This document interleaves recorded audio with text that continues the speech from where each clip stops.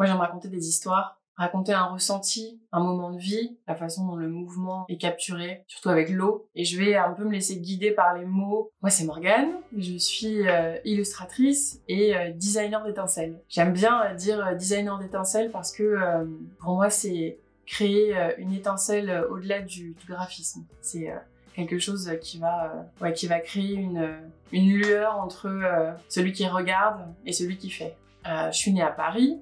J'ai grandi pendant 10 ans en région parisienne et je suis arrivée à Montpellier quand j'avais 10 ans. J'ai pas mal bougé pendant mes études, j'étais à Lyon, j'ai été à Nîmes, La Rochelle, Paris. Mais c'est vraiment le sud, le soleil qui ramène toujours à Montpellier.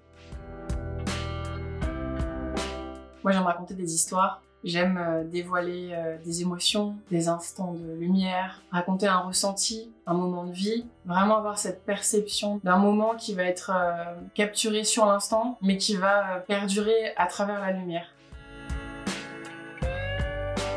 Ce qui m'inspire au quotidien, il y a beaucoup la poésie, tout ce qui est lié à la lumière, beaucoup de peintures qui traitent de cette façon d'attirer l'œil, donc notamment Monet. J'aime beaucoup aussi les estampes japonaises, la façon dont le mouvement est capturé, surtout avec l'eau. Je suis très inspirée surtout au quotidien par ce que je vois, être attentive aux lumières qui vont décliner aux instants un petit peu entre deux jours, on va dire. Après, réutiliser ces palettes-là dans mes illustrations, dans mes peintures, dans mon travail graphique. Ce que j'aime le plus créer, c'est pas vraiment une forme ou un support, c'est plus déployer quelque chose que je vais ressentir, que je vais pas vraiment maîtriser et vraiment avoir le besoin et l'envie de le lâcher sur que ce soit une toile sur un support numérique ou sur du papier ou à l'écrit même, parce que j'écris beaucoup de poésie, de textes, mais vraiment c'est ce ressenti quoi de lâcher quelque chose et avoir ce sentiment un peu d'être libéré quoi.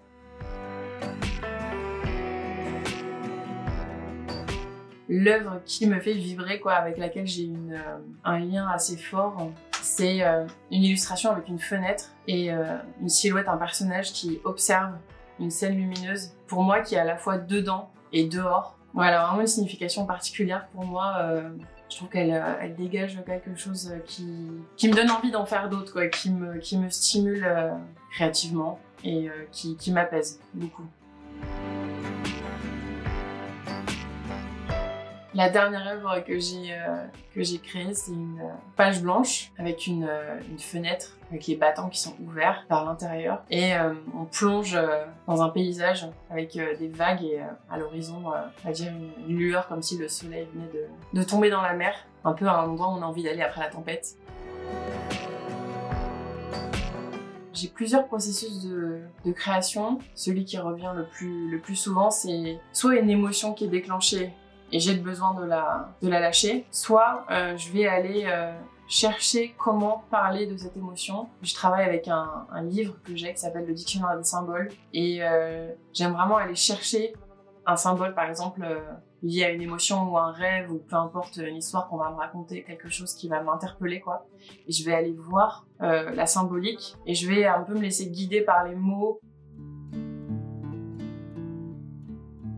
Dans mon espace de création, il y a volontairement pas beaucoup de visuels. J'aime avoir un petit peu ce moment où on va chercher ou être un peu dans une forme de quiétude ou d'attente, on va dire assez minimaliste, mais c'est assez simple. J'ai pas nécessairement réfléchi mon bureau d'une façon particulière, j'ai juste fait au feeling.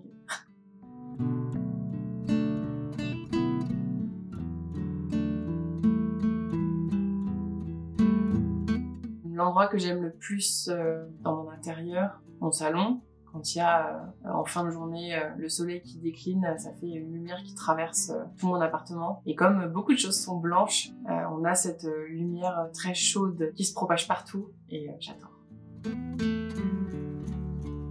Le prochain projet sur lequel je vais travailler, ou en tout cas sur lequel je travaille, c'est un roman graphique qui va allier poésie et une sorte d'immersion par l'illustration, avec lequel je vis depuis 6 ans, donc il y a une importance assez forte pour moi créativement. C'est un peu comme un projet qu'on construit au fur et à mesure. Je le fais, on va dire, en prenant mon temps, un peu comme une petite plante qui pousse au fur et à mesure et qui prend son temps tranquille.